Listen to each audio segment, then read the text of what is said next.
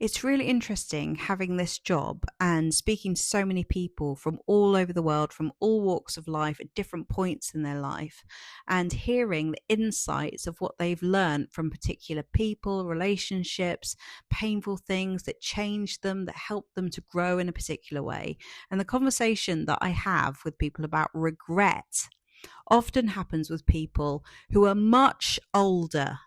And yes, I have conversations about regret with people who are thinking things like, why did I say that? I shouldn't have done that. And taking a lot of responsibility on themselves about a relationship with somebody who was avoidant.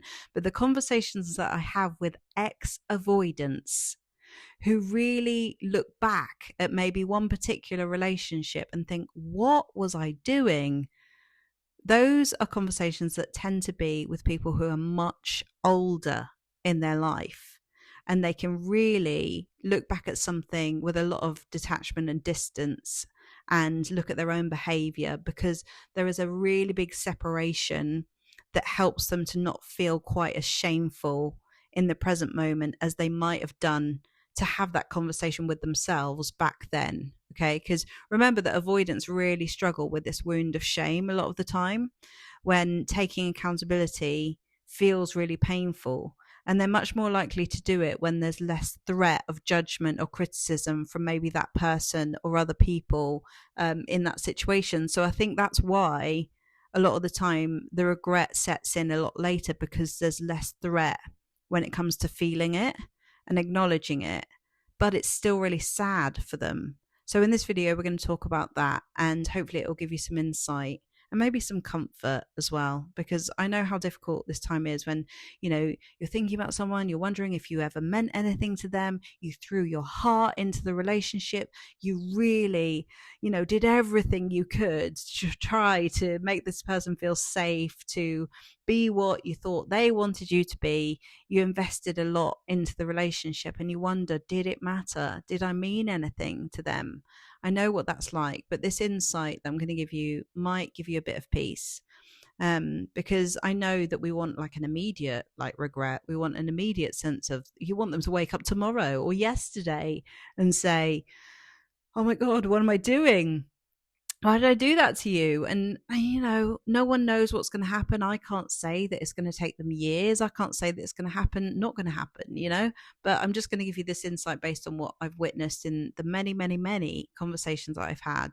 So before I get into this video, I want to let you know that I've got 4 spaces left on the self-abandonment trap. So if you're obsessing, thinking a lot about somebody, you can't let somebody go, they are in your head rent free, and it's making you feel low about yourself, you're not feeling your best, you want to solve it, you want control again, you want to fix it.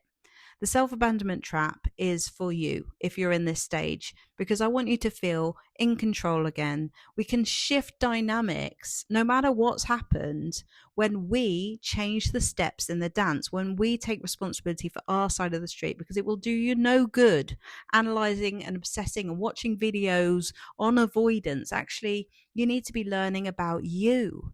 You need to be reconnecting back to you. And we're going to do this in a really powerful, special way using community and creativity. It's something that I've not done in my groups before, but I know from being an art life coach that this is so, so, so powerful. And I'm so excited to do this with the first group ever. So if you would like to be in on that first creative group that I'm doing in the self-abandonment trap, then you can find out all the information about that in the links below.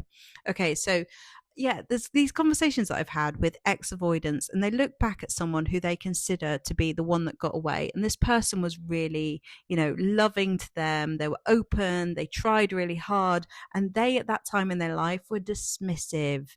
They didn't show up for them. They treated them badly, and they look back at their own behavior and they think, what was I doing?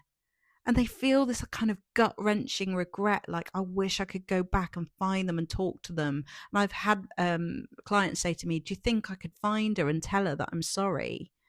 Do you think that I should do that? And it's a really difficult one, isn't it? Because in some cases that might be like an amazing thing to do if you've got no agenda of like getting back together, if you've got no agenda of like, trying to get anything out of them, just literally acknowledging what you did or how you treated someone could be really healing for somebody on the receiving end of that. And at the other side of the coin, it could be, a bit invasive, it could be disruptive depending on where they're at in their life.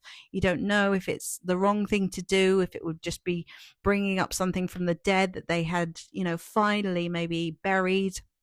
But, how would you feel about that? I'm interested to know from your perspective. If you'd moved on, you got on with your life, you were married, you had kids, you'd kind of really properly moved on, and then an ex-avoidant partner came to you 15, 20 years later and said, I'm sorry, what would you do? Just out of interest, it might be interesting for those avoidants who might watch this video to see your replies to that. But anyway, yeah, it tends to be later in life, and I have seen it happen earlier in life when people think, what was I doing? I just completely messed that up. And that tends to be when the partner who was so invested, who was so all in, decides to actually move on with their life. They don't reply to menial messages anymore. They don't invest in half-assed conversations. They don't take the booty calls. They don't respond to the fire emojis. They don't chase anymore. All of that stops. There's just dead, nothing, there's just no noise anymore. And they take their power back and they start to really choose themselves. The tables completely turn. And that is often when people will start to feel regret over how they behaved, because there's been a consequence to their actions, right? They've actually lost something. They've lost an opportunity. They've lost the very thing that actually was giving the opportunity for them to grow, right? This people have to have a consequence to their actions in order for them to be able to learn. This is why some lessons that we have in our life are painful for us and for everybody else. That is life doing its thing, helping us evolve. So when you step away, pull back, that is giving them the opportunity to feel something which they find difficult to do. And this is not to say they're bad, not to say they're wrong, not to sort of criticize people for where they're at in their life right now. But we do need a knock sometimes. We do need life to show us things about ourselves so that we can actually access those feelings. And avoidants find it harder to access those feelings because they weren't modeled that growing up. So when they have something that they cannot avoid, there's nowhere to go here. I can't access this person. They're not replying.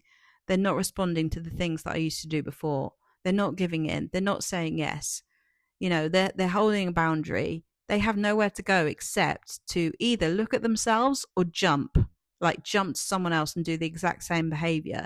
And that's why, when people are in that sort of state, that's when they tend to jump because they're so avoidant. Then later in life, and all of these things have happened where they start to go, I lost a lot of people that way, So there's a consequence. Essentially, the point of this is that there is a consequence to their behavior at some point where they experience loss, and sometimes the most loving thing to do is that, for an avoidant. It's like, detach with love, like they say in Alcoholics Anonymous, detach with love, because it's not loving to enable people to stay in a way and in a behavioral pattern that doesn't serve them anymore, So yeah, I hope you found this video insightful. I'd love to know your experience of this, if you've been through this yourself as an avoidant, or if you know somebody who has.